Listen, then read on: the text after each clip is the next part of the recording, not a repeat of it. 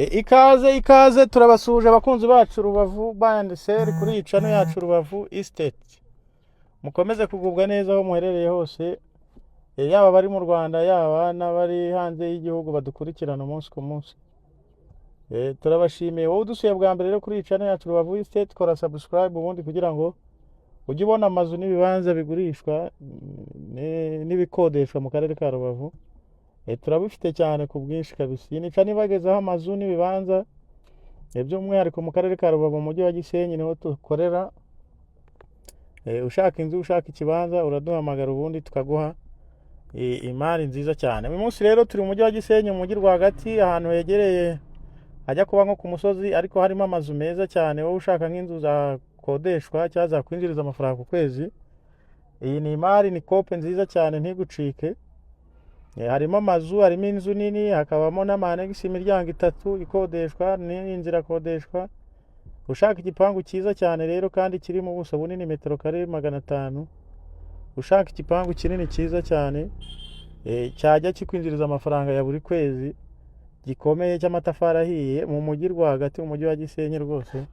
Hano haraguru y'umusigiti munini wa Gisenyi aho ngaho hafi ya station Marine. Iyi mari y'iyi nzu ntigucika, turayigurisha amafaranga make, miliyoni 48 z'amanyarwanda.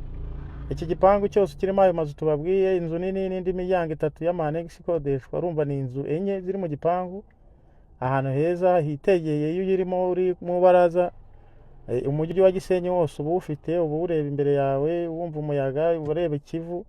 Ni ahantu heza rero, hari view nziza y'umujyi wa Gisenyi kandi inzu zikomeye zimeze neza, zirimo n'abantu, zirakodeshwa. Cyangwa se kwiturira mu nzu nini ugakodesha izisigaye. Iyi mari ntigucike, ni kope, ni hanini, ni ikibanza gifite metero 20 kuri 25 kandi gikomeye, gishyashya, kimeze neza rwose. Iyi mari rero ni kope. Kubona inzu mu mujyi wa Gisenyi imeze gukirimo amazu menshi angana gutya kuri miliyoni 48 z'amanyarwanda no mu buso bungana gutyo bwa 500 tubabwiye, ntago bisanzwe. Iyi ni shwadi, uduhamagare ubundi wigurire hano hantu rwose. N'ahandi wabona ibyiza nk'ibi usibye kuri Rubavu Estate, gicano yacu ibagezaho amazu n'ibibanza bigurishwa.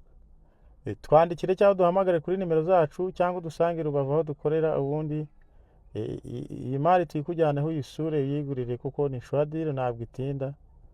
Ni imari, ni heza cyane, ni heza cyane. Tubafitiye rero n'andi mazu n'ibibanza mu mujyi wa Gisenyi no mu nkengero hose. Tufite ibibanza byiza cyane mu murenge wa Nyamyumba hafi y'uruganda rwa Bralirwa, hafite view y'amazi, hafite view y'ikiyaga cya Kivu cyose. Iyi mari rwose ntigucike, ni nziza cyane. Nawe rero ushaka ibyo bibanza biri Nyamyumba, ahantu heza ushobora kubaka hoteli cyangwa se akabari, cyangwa se ukubaka inzu y'ibiruhuko nziza cyane, kuko ni ahantu haba hari amafu, hameze neza cyane kandi hitegeye amazi.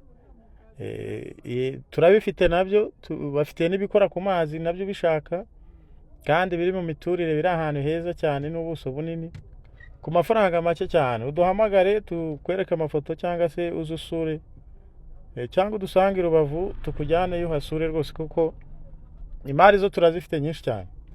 Tubafite ibibanza mu murenge wa Rubavu aho bita mu Byahi, ahantu hakunzwe cyane, hari gutera imbere cyane byihuse, hafi na kaminuza ya YouTube. Naho ibibanza turabifite.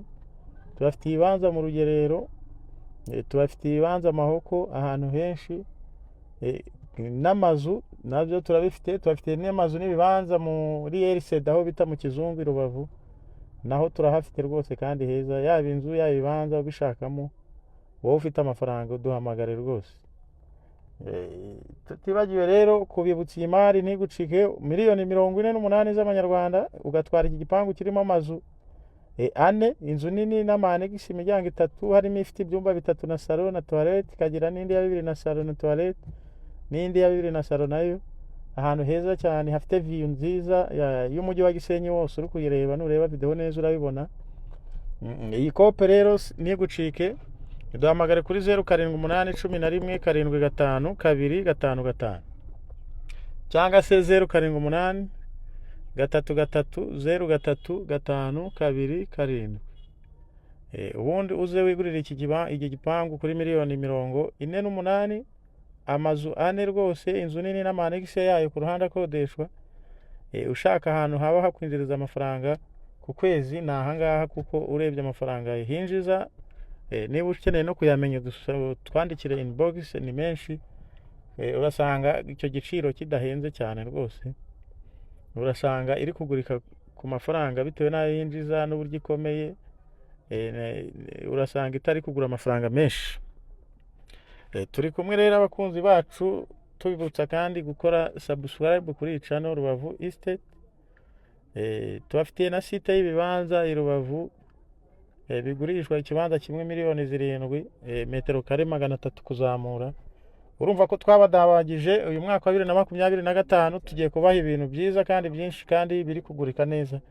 Wowe icyo usabwa gusa ni ugukora subscribe, ugapika nimero zacu cyangwa se ukadukontakta. Ubundi waba ufite amafaranga ushaka no kugura cyangwa se gutunga UPI by'umwihariko yo mu karere ka Rubavu, ni umujyi mwiza ukunzwe w'ubukerarugendo. Duhanura bibi na Kongo, dufite ikiyaga cya Kivu, dufite ibyiza byinshi yani Rubavu, ku buryo rero kwatunga UPI rwose waba ukoze deal nziza cyane, ni iby'agaciro gakomeye. Uduhamagare tuguhereza imari nziza cyane. Gura iki kibanza kuri miliyoni 40, iyi nzu gura iyi nzu irimo n'ayandi mazu akodeshwa ku ruhande kuri miliyoni 48, mu mujyi wa Gisenyi hafi na station Marine, aho ngaho ku ruhande rwo haraguru.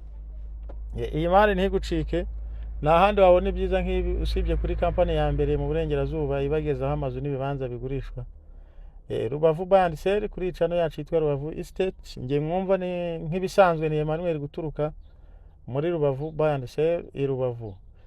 Turabaha imari nziza rero, muduhamagare cyangwa se mutwandikire no kuri WhatsApp, ubundi tuzibagezeho. Mukomeze mugubwa neza rero abakunzi bacu aho muherereye hose, yaba diaspora, yaba bari mu Rwanda mu ntara enye zose n'umujyi wa Kigali. Tugushimira cyane abaduha ibitekerezo badahwema kutwandikira no kutuvugisha. Ku mafaranga yose ufite uduhamagare tuguhereze ikibanza kigurishwa. Murakoze cyane, mugire ibihe